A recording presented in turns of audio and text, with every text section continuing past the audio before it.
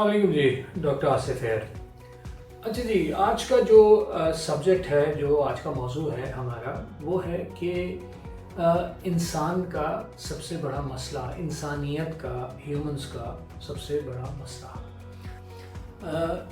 اگر جتنی بھی میں نے ریسرچ کی ہے، جتنی بھی علم حاصل کیا ہے، میری نظر میں انسان کا سب سے بڑا مسئلہ یہ ہے کہ ہم اپنے آپ کو سمجھ ہی نہیں پا رہے کہ ہم بایولوجیکلی کیا ہیں، کیسے ہمیں اللہ تعالیٰ نے یا کس طریقے سے بنایا ہے۔ انسان بیسیکلی ہنٹر گیدرر ہے۔ فرام ایڈم ٹل ٹوڈے، حضرت آدم سے لے کے اب تک کا سفر جو سائنس ہمیں بتاتی ہے، یہ کوئی 60 ملین ایئرس کا ہے، یہ کوئی 6 کروڑ سال کا سفر ہے، اور جس میں ہم جنگل میں رہے۔ اور جنگل میں ہم نے کیا کیا؟ جنگل میں ہم نے ہنٹنگ اینڈ گیدرنگ کی، ہم نے وہاں پہ چھوٹے جانوروں کا شکار بھی کیا، اس کے ساتھ ہم نے جو ہے جڑی بوٹیاں، نٹس، بیریز کلیکٹ کی، اور اپنے آپ کو ہنٹنگ اینڈ گیدرنگ کے تھرو زندہ رکھا۔ عام طور پہ شروع میں اگر آپ پرانی ہنٹر گیدرر کیوز دیکھیں تو وہ جنگل سے باہر اونچی پہاڑیوں پہ تھی، جہاں ہم شکار کرنے کے بعد رات کو پریڈیٹر سے بچنے کے لیے وہاں چھپتے تھے، اور زندہ رہنے کے لیے ہم ان غاروں کے آگے آگ لگا دیتے تھے تاکہ شیر یا اور پریڈیٹرز اس آگ کو دیکھ کے ڈر جائیں اور آپ کو حملہ نہ کر سکیں، آپ جو غار میں سو رہے ہوتے تھے۔ انسان نے جب جنگل میں رہا تو زندگی بہت فزیکل تھی، وہاں پہ ہمیں بہت زیادہ محنت کرنی پڑتی تھی، لائف سیڈنٹری نہیں تھی جو کہ ایک ماڈرن آدمی کی ہے۔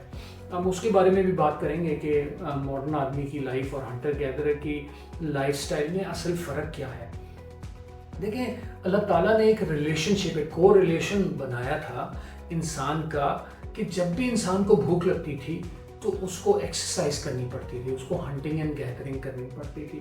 تو ایک اندازے کے مطابق ایک انسان کو ایک وقت اپنا پیٹ بھرنے کے لیے 3 گھنٹے جو ہے وہ ہنٹنگ اینڈ گیدرنگ یا آسان لفظوں میں واک کم از کم کرنی پڑتی تھی۔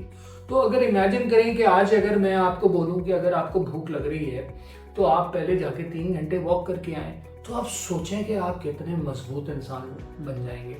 شاید رونالڈو بھی، جو فیمس فٹ بال پلیئر ہیں، وہ بھی شاید 3 وقت کھانے کے لیے 9 گھنٹے واک وہ بھی شاید روزانہ نہ کر پائے۔ انسان واز بلٹ ڈفرنٹلی، بڑی فزیکل لائف تھی۔ There was a relation ship between exercise and food. تو ہمیں کھانا حاصل کرنے کے لیے ایکسرسائز کرنی پڑتی تھی، تو ہمیں جتنا بھی کھانا کھائیں وہ ہم اس کو کنزیوم کر لیتے تھے اور اس کو میٹابلائز کر لیتے تھے۔ مگر 30,000 سال پہلے انسان نے جنگل سے چھٹکارا حاصل کر لیا اور جنگل سے باہر آ گیا۔ اس کا تعلق آف کورس آپ کی جو ہے مینٹل گروتھ سے بھی ہے، آپ کی ہیومن اوور آل انٹیلیجنس سے بھی ہے کہ انسان نے اسکل حاصل کی، اور 3 ایسی چیزیں ہوئیں جس کی وجہ سے انسان نے جنگل سے باہر نکل کے شہر آباد کرنی شروع کر دی ہے۔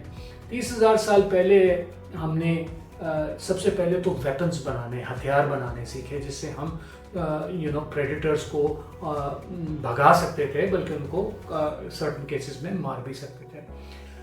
دوسری چیز جو ہم نے سیکھی وہ ہم نے اینیمل ڈومیسٹیکیشن سیکھی، ہم نے جانور رکھنے سیکھ لیے، جس کی وجہ سے ہمیں دودھ، انڈے، مکھن اور جس کو کہتے ہیں کہ میٹ جیسی چیزیں گھر پہ ہی اویلیبل ہونی شروع ہو گئی۔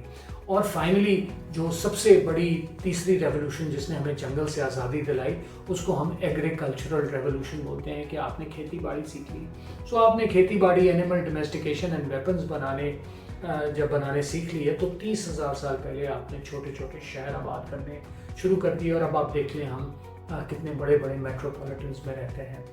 اگر ہم اپنی اس ساری چیز کو ایک ایوولوشنری ٹائم اسکیل پہ دیکھیں تو 99.95% آف آور ایوولوشنری لائف ہم ایک ہنٹر گیدرر تھے، اور صرف 0.05% ہم ایک میٹروپولیٹن بینگ اپنے آپ کو کہلا سکتے ہیں۔